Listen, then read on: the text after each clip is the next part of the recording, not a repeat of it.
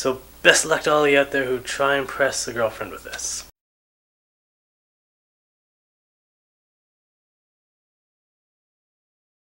Alright, end of watch.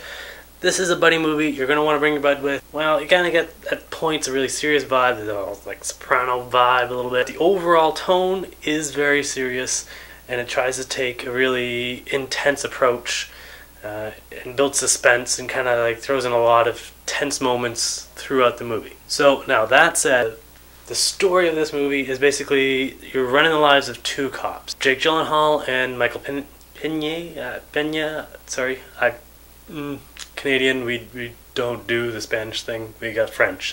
That's our thing.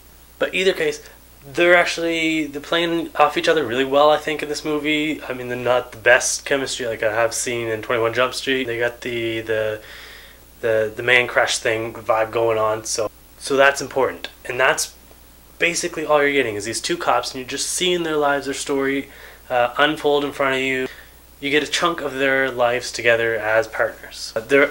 Now, there is more to it than that for the story. I can't really go off on too much. I don't want to ruin anything for anyone. I mean, nothing you haven't really seen on Cops. So it takes a really serious approach. So as far as the action goes, you're not going to see like cars just exploding and, you know, gunshots doing some weird crazy stuff. It's taking itself very serious even in the action aspect. The drama that's there is nothing you wouldn't necessarily see in your regular Cops on the street, because you got the buddy comedy that's kind of thrown in there, just stuff and regular sayings or regular things that they would be doing on the job. You're not expecting to see really amazing comedic pieces or comedic performances from these people because you're trying to believe them as real cops. Now, the important thing I think I got to point out here, it uses shaky cam a lot, and that's what I have to address here as a bad thing, but at the same time, you get used to it after the first so many minutes.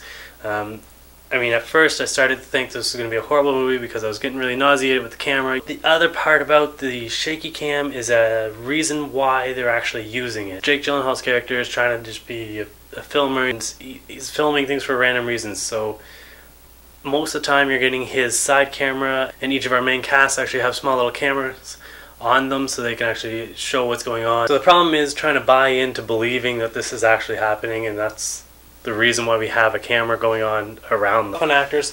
Jake Gyllenhaal first. I think he does a really good performance, and I heard he really worked out really hard in order to fit this role and be a really Marine-style cop for us. I don't necessarily see why. I mean, there were some scenes where there's, you know, some action, some things going down, but I don't know necessarily that there was a reason behind him, because there wasn't a big like fight scene, for instance, that he had to get in shape for.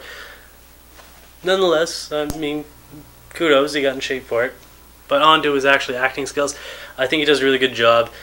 His jabs and camaraderie with his partner just seem to roll really well, and I think they have a decent chemistry between the two of them, and it carries throughout the movie.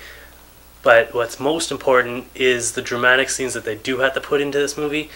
You actually believe their performances, both him and Michael. They're actually really well done here. So I have to say, hats off to them.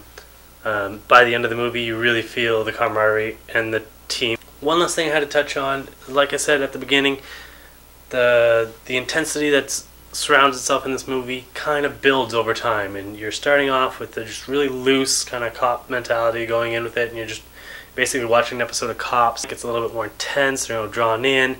There's some POV scenes, kind of almost like that news show, Cop POV.